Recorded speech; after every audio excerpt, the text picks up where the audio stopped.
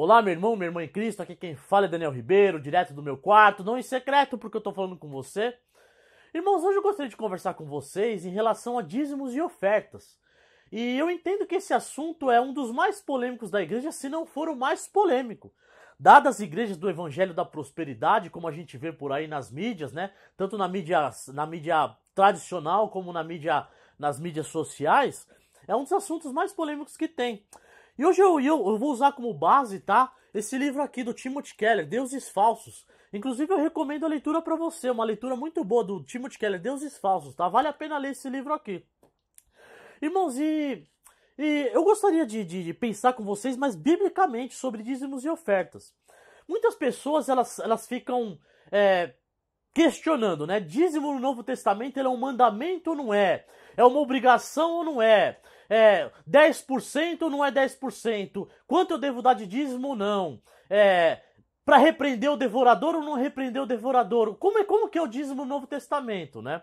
Então vamos pensar, à luz da Bíblia, o que é o dízimo no Novo Testamento. Vamos usar algumas passagens bíblicas aqui para a gente ilustrar o dízimo no Novo Testamento. A primeira passagem que eu gostaria de pensar com vocês, de entender com vocês, está lá em Lucas 19, do versículo 1 até o 10, quando Jesus ele encontra Zaqueu. Jesus ele está passando ali, né, em Jericó, e ele encontra Zaqueu. E Zaqueu tá ali na árvore, né? Zaqueu era um homem de estatura baixa, tá na árvore e encontra Zaqueu, né? Zaqueu tá doido para ver Jesus ali. E Jesus fala: Zaqueu, desce aí da árvore que eu quero ficar na tua casa, né? Hoje eu quero ficar na tua casa. E Zaqueu rapidamente desce da árvore e hospeda Jesus ali, na casa dele ali. E olha o que o texto diz, né? Eu não vou ler a passagem toda, que são muitos versículos, não vou ler a passagem toda. Mas assim, só pra gente entender quem era Zaqueu. Zaqueu era um publicano, era um cobrador de imposto, né?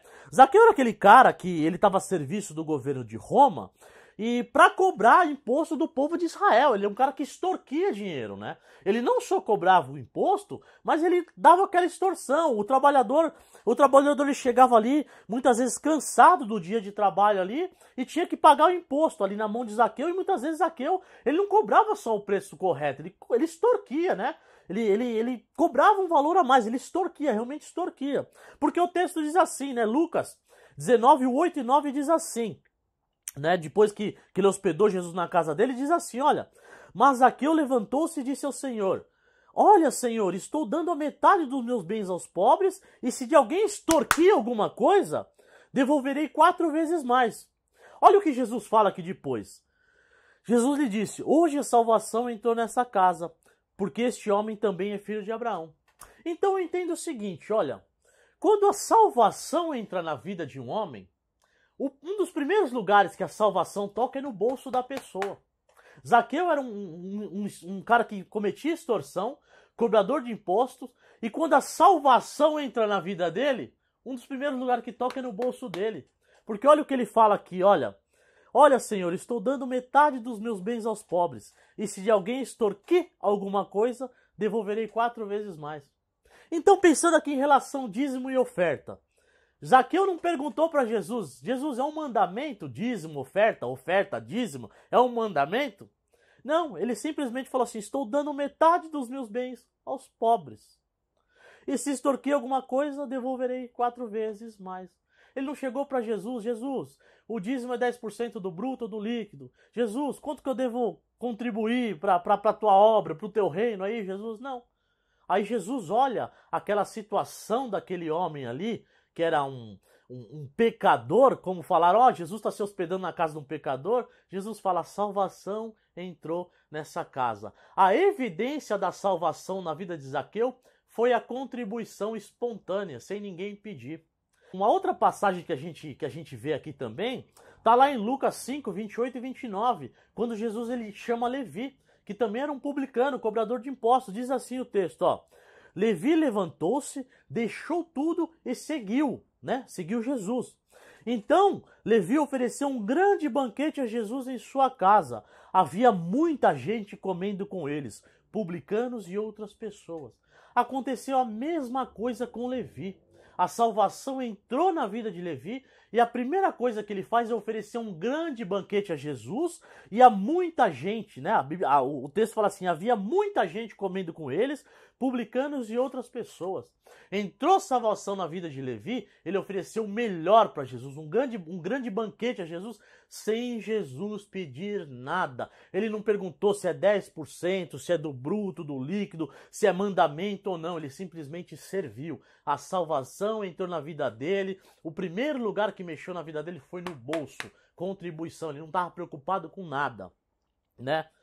Um outro texto aqui que a gente vou usar como referência aqui, está lá em 2 Coríntios 8, do 1 ao 4, diz assim, Paulo falando da igreja da Macedônia, ele diz assim, olha, agora, irmãos, queremos que vocês tomem conhecimento da graça que Deus concedeu às igrejas da Macedônia. No meio da mais severa tribulação, a grande alegria e a extrema pobreza deles transbordaram em rica generosidade. Pois dou testemunho de que eles deram tudo o quanto podiam, até além do que podiam, por iniciativa própria. Veja que ninguém pediu também, por iniciativa própria, não foi por obrigação. Aí olha o que Paulo fala assim, ó, eles nos suplicaram insistentemente o privilégio de participar em assistência aos santos. Paulo está falando assim que os crentes da Macedônia, que eram pobres, eram miseráveis, suplicaram, Paulo, deixa a gente ajudar os crentes da Judéia. Eu te suplico, Paulo, deixa a gente ajudar. A gente é miserável, mas tem os crentes na Judéia ali, me perdoa assim, mas não o tom de miserável, o tom pejorativo da palavra, mas eles eram pobres, eles eram extremamente pobres. Fala assim, ó, a grande alegria, a extrema pobreza deles transbordaram em rica generosidade. Eles suplicaram insistentemente o privilégio de participar da assistência aos santos, de maneira espontânea aqui. Quando a salvação entra na vida de uma pessoa, ela não se importa mais, ela contribui com generosidade. Ela não está mais preocupada, ai meu Deus, vou fazer minha conta aqui, se sobrar alguma coisa eu vou contribuir, não. Uma das evidências da salvação da pessoa é quando mexe no bolso dela. Ela deixa de lado a avareza. Ela não fica preocupada. Ela não fica preocupada com nossa, se eu devo contribuir ou não. E tem um outro texto aqui, ó. Aí entra literalmente naquela questão, quanto eu devo contribuir? É 10%? Quanto eu devo contribuir? Qual é o valor da minha contribuição no Novo Testamento? Aí entra essa questão. Paulo ele responde essa questão em 2 Coríntios 9. 2 Coríntios 9, versículo 7, Paulo responde essa questão para você. Você que determina, irmão. Paulo responde. Ele fala assim, ó, cada um dê conforme determinou em seu coração, não com pesar ou por obrigação, pois Deus ama quem dá com alegria. Né? Paulo ele fala assim, ó, vou repetir aqui. Quanto que você deve dar de dízimo, de oferta? Quantos você deve dar? Cada um dê conforme determinou em seu coração, não com pesar, fazendo aquela conta, ai meu Deus, quanto eu devo dar aqui? Não com pesar ou por obrigação. Nossa, eu preciso dar o dízimo aqui para fechar a boca do devorador. Não, Paulo não está falando isso aqui não. Paulo não está falando com pesar para fechar a boca do devorador. Paulo não está falando isso não. Pois Deus ama quem dá com alegria. Sabe o que acontece? Eu vejo aí muitos pastores, esses dias eu estava assistindo no YouTube aqui, eu vou dar nome aqui, tá? Não tenho medo de dar nome não. Aquela igreja do Agenor Duque lá, falando de dar o dízimo para fechar a boca do devorador em relação às suas finanças, em relação à doença. Onde fala de devorador, é lá no profeta Joel. Lá no profeta Joel fala do gafanhoto devorador. Só que não tem como você usar aquele texto lá para relação ao dízimo, que o devorador vai devorar suas finanças. Não tem como você usar. Primeiro que o profeta Joel não tem data, não é um livro datado. Não tem como você estipular o período que foi escrito o profeta Joel. Tá? Estudiosos supõem, é uma suposição que aquele livro foi escrito no século IX a.C., mas é uma suposição, não é afirmação categórica. Se o livro não tem data, não tem como você estipular o período para quem que aquele livro foi escrito, em que circunstâncias aquele livro foi escrito. O gafanhoto devorador não tem nada a ver com as suas finanças. O devorador não tem nada a ver com as suas finanças. O Novo Testamento, Paulo, Jesus está deixando bem claro que dar dízimo não tem nada a ver com fechar boca de devorador. Paulo deixa bem claro, cada um dê conforme determinou em seu coração, não com pesar, não tem nada a ver com devorador. Ou por obrigação, Pois Deus ama quem dá com alegria, não com medo de fechar a boca do devorador. Então, se dar o dízimo dizem que é para fechar a boca do devorador, tá em paradoxo com dar com alegria. Não fecha o texto, não fecha, tá? E outra, se você pensa que dar o dízimo é fechar a boca do devorador, você também vai contra um outro texto que Jesus falou em Mateus 6,33. Ele diz assim: busque, pois, em primeiro lugar o reino de Deus e a sua justiça, e todas as demais coisas lhe serão acrescentadas. Se você dá o dízimo com o intuito de fechar a boca do devorador, você não está buscando o reino de Deus em primeiro lugar e a justiça dele, para as demais coisas serem acrescentadas. Você está dando dízimo para fechar a boca do devorador. Não fecha com outro texto. Então não tem nada a ver. Não tem nada a ver. O livro do profeta Joel não tem data, não tem como você estipular o que é aquele gafanhoto devorador lá. Não tem como você fechar. Entendeu? Não tem como você fechar aquele assunto ali. Então, irmãos, fica com essa palavra aí para você. No dízimo e oferta, dá com alegria. Né? O dízimo, eu diria para você, tá? Eu diria para você que dízimo e oferta no Novo Testamento não tem a ver com mandamento. Tem a ver com salvação e generosidade. É o que Jesus ele fala para Zaqueu, né? Olha, repetindo aqui, né? Zaqueu ele vai lá e fala assim: olha, Senhor, Lucas 19, versículo 8 e 9. Olha, Senhor, estou dando metade dos meus bens aos pobres, e se de alguém extorquir alguma coisa, devolverei quatro vezes mais. Aí Jesus fala: hoje houve salvação nesta casa, porque este homem também é filho de Abraão. Então, primeiro, dízimo no Novo Testamento tem a ver com salvação, palavras de Jesus. A salvação entrou nesta casa. Dízimo tem a ver com salvação.